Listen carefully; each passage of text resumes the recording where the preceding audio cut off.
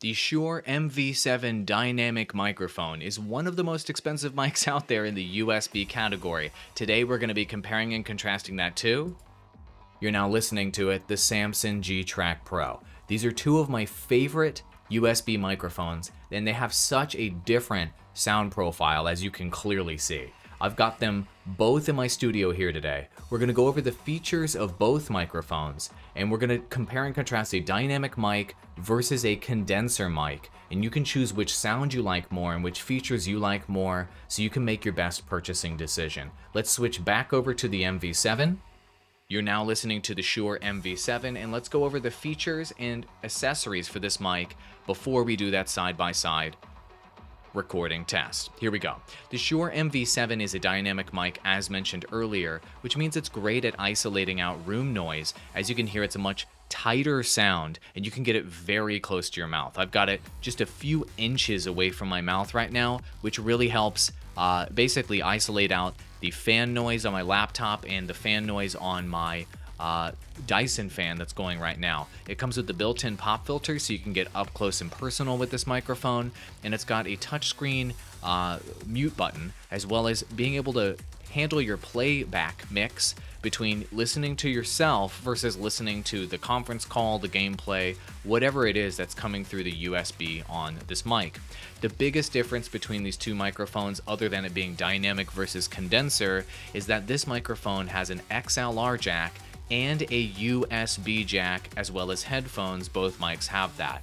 Why is this significant? The Shure MV7 microphone can be upgraded in the future to handle processing, handle a high-end mixer, being plugged into a high-end XLR system or podcasting rig, whereas the Samson G-Track Pro is not upgradable. So that's one key thing you should keep in mind with the MV7 versus the Samson G-Track Pro. There's a few accessories that you may want to consider for this microphone, including the shock mount that you just saw on the screen. I'm going to go ahead and knock.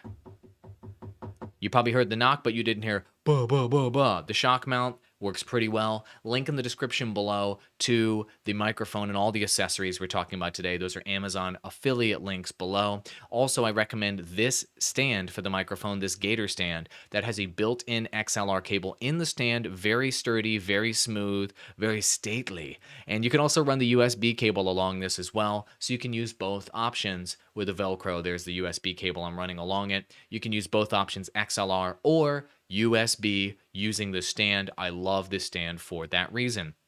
Okay, those are the features of the MV7 you should be aware of for now. I'll go over the software side in a moment. Now we're going to switch over to the Samson G-Track Pro. There's that G-Track Pro sound.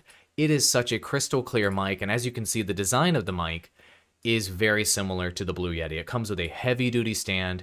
This thing is indestructible. It's got the mute button on the front. You can control your mic volume on the front, which is something I really enjoy about this microphone versus the Blue Yeti, which forces you to reach the back of the microphone to control that volume. And it's got other features like pickup patterns. Nobody uses those. You're going to use cardioid all the time. And this mic has some unique features that maybe 1% of you will care about. I'll talk about it really quick. It's got an instrument input on the back of the mic. So if you're playing the guitar or the piano and you want to have some sort of extra instrument you want to plug in, you can use the G-Track Pro for that. I've never used it for that. You can turn the monitoring on or off with the microphone, depending on whether you want to hear yourself, which is pretty cool. And it's got the headphone jack on the back. I do not like the headphone jack being on the back of this mic, because when you put on your headphones, it yanks on the mic a little bit when you use headphones. I just don't like that. I would rather have it on the bottom. That's my least favorite thing about the design of this microphone. And of course, it's USB only. So that's something to keep in mind versus the other microphone, the MV7, which has XLR and USB. And one thing you'll notice is that it's got this crazy giant ring on the bottom of the mic. It is not a standard mounting. So most stands will not work with this mic. You have to get special ones, including this bundle. Link in the description below to this bundle. It's got a stand that does work for this mic, comes with a pop filter and a USB extension cable that you will probably need to use this microphone on a stand, because the USB cable that comes with the mic is very short. Also, if you want to consider using a shock mount, There's an official Samson shock mount that can work with this microphone. Link in the description below to that. If you want to purchase that, it can go on table stands, whatever it is that you may want. So that accessory is also below. It's the official one, so it's guaranteed to work with this microphone. Okay, so now it's time to do that side-by-side recording check, because ultimately the sound of these microphones matters the most. Here we go. We're going to do processed side-by-side, then we're going to do unprocessed side-by-side. You've been listening to the Samson G-Track Pro here for the last minute or so with a processed sound. What's the processing, you ask?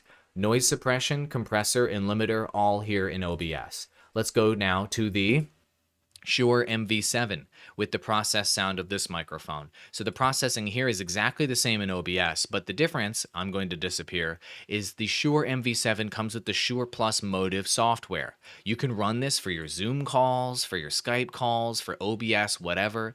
It lets you increase the gain on the mic. It lets you change the monitor mix. It's got EQ, limiters, and compressors all built in. I've maxed all of that out so you can hear what that fully processed sound is like with this mic. Switching back to the Samson G-Track Pro, here's the Samson G-Track Pro. As you can hear, it's a much fuller and clearer sound, but it picks up a lot more of the room noise, is the huge disadvantage versus a dynamic mic, the Shure MV7 you're now listening to. Also for this test, I want to disclose, I have the Shure MV7 slightly closer to my mouth because it's designed to be closer to your mouth. I've got the Samson G-Track Pro about a foot away from my mouth, and I've got the MV7 you're currently listening to about 4 to 5 inches from my mouth.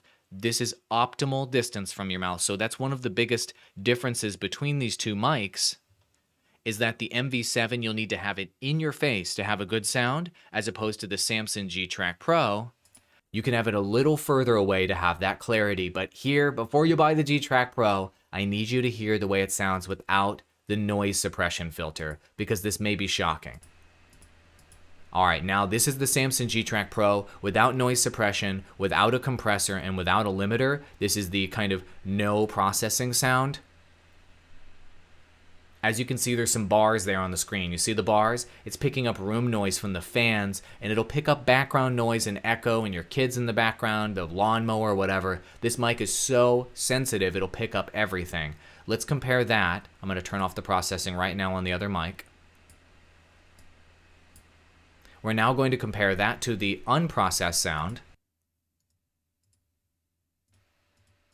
of the Shure MV7. This is the Shure MV7 with no processing on, except I have the mic gain still up relatively high, so the volume level is relatively similar. Switching back to the Samson G-Track Pro with no processing on. This is the difference between these two microphones with no processing on or minimal processing on. Back to the Shure MV7, it's a much tighter, much more compressed sound that benefits a lot from processing. It's a much cleaner signal that benefits a lot from processing. And switching back to the Samson G-Track Pro, which is just a bright sound. You can plug and play this thing. It doesn't need any processing to sound super clear, but it picks up the whole room. Turning back on the processing for the Samson G-Track Pro to finish out the video. So what should you know? How do you summarize the difference between these two mics? Look, the Samson G-Track Pro is the most crystal clear USB mic you've ever heard, but it picks up freaking everything. So if you're clickety-clacking on your mouse, if you're typing on your keyboard, it's going through this mic. The MV7 isolates out sound like a beast. And so what do you want? Do you want something upgradable that you can use for the future and that isolates out room noise? The Shure MV7 is wonderful for that. If you want something that you can just plug and play today, will pick up every sound in the entire room and sound super full and crystal clear, the Samson G-Track Pro is for you. But please note that the Samson G-Track Pro is not upgradable. It's USB only, so you're only going to get basically this sound and probably nothing much better ever, as opposed to the MV7, which is upgradable via XLR and plugging it into a high-end mixer, and you could upgrade that sound in the future to make it sound super professional like I do on my podcasts every day. You make your best decision on which one you would like to use. Links in the description below to all of the products and accessories you saw here today. And I must disclose that Samson gave me this G-Track Pro for free 2 years ago. I don't know if I still have to disclose that, but I'm just going to say it anyway. Full disclosure there, this is not a paid video or anything. They gave it to me for free a long time ago. Cool? Hope you guys enjoyed it. Get the mic that's right for you based on which one you thought sounded better, and I'll see you in the next video.